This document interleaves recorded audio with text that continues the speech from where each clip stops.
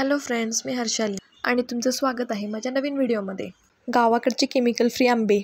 त्याचं झालं असं की आम्ही मे महिन्याच्या सुट्टीसाठी गावी गेलो होतो आणि मे महिना म्हटला की गाव आणि आंबे हे समीकरण ठरलेलंच असतं. गावात पोहोचल्या बॅगा ठेवल्या आणि आम्ही निघालो बागेत. बाग काही जास्त लांब नव्हती, घराच्या अगदी शेजारीच आमची बाग आहे. आंब्यांची पाहणी करता असं लक्षात आलं की अजून आंब्याला पाडच आला नव्हता.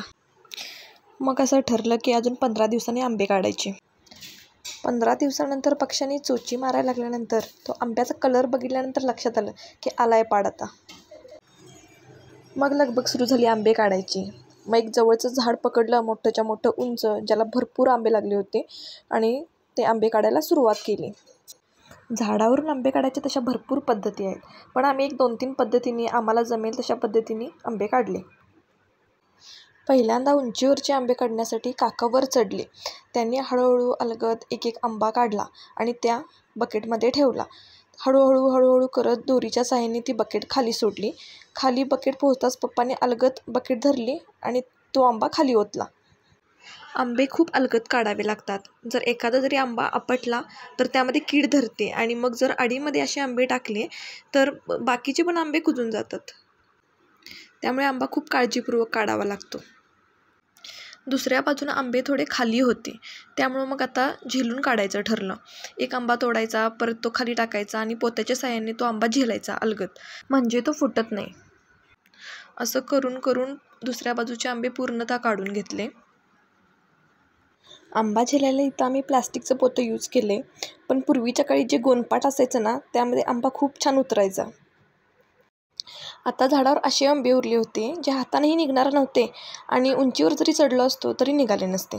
असे आंबे बल्ल्याच्या साहाय्याने काढतात. आमच्या भागात त्याला बल्ल म्हणतात, अनेक भागात त्याला धोटी किंवा मँगो पिकर पण म्हणतात. बल्ल म्हणजे काय तर काठीला पोतं लटकवतात आणि त्याच्या साहाय्यानं ते आंबे काढले जातात. हे तुम्ही बघू शकताय. काठीपासून जी आकृती तयार झाली त्याच्यामध्ये आंब्याचा देठ अडकतो आणि आंबा निघतो. आता एकदम खालचे आंबे पप्पाने हातानेच काढले सगळे. आपले घरचे आंबे बघून जो आनंद होतोय तो शब्दात मांडणं कठीणच. आता आडी घालण्याची प्रक्रिया सुरू झाली. त्यासाठी पोत्यातले आंबे सुरुवातीला काढले आणि ओल्या कापडानं स्वच्छ पुसून घेतले.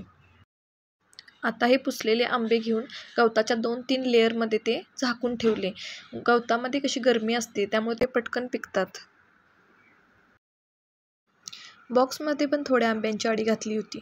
मग त्यामध्ये काय फक्त आंबे खाली घालायचे क्रमाने आणि त्याच्यावर कापड किंवा कागद वगैरे घालून गरमी येईल ना असे आंबे ठेवून टाकायचे, म्हणजे ते पटकन पिकतात. 1 आठवडा झाल्यानंतर आंबा काढून बघितला आडीमधला. बघा किती छान पिकलाय.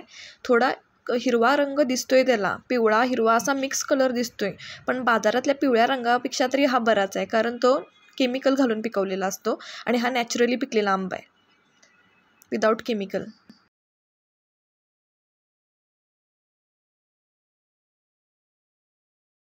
दोन्हीकडची आडी काढली होती. गवतातली पण आडी खूप छान पिकली आणि बॉक्समधली पण आडी खूप छान पिकली दोन्ही. आणि ते कलर ना दिसतात हिरवट पण आतून आंबा 1 नंबर पिकलेला असतोय.